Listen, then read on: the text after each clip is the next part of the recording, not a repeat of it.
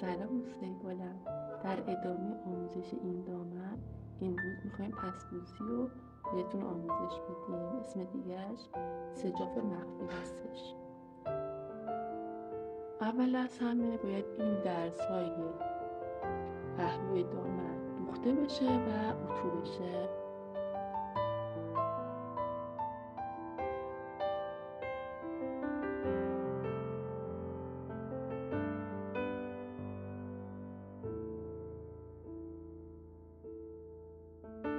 پایین دامن رو همراه با این زانفیکس سردوز میکنیم و از 1 سانتیمتریش اتو میکنیم.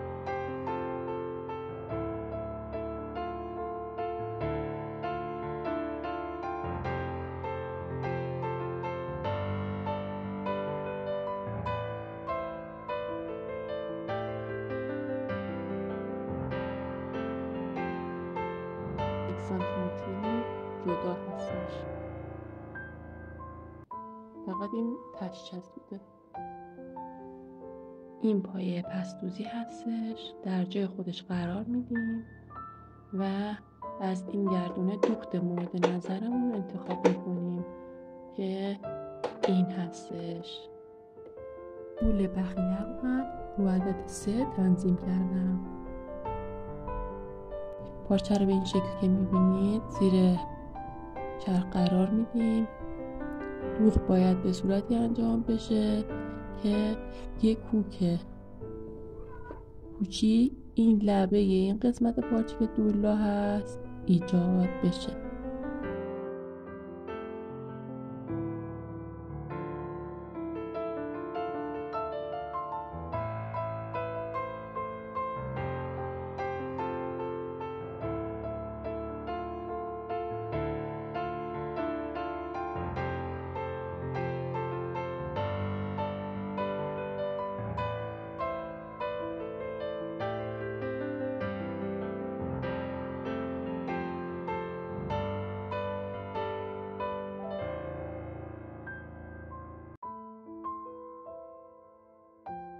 اگه ویدیو مفید بود لطفاً لایکش کنید.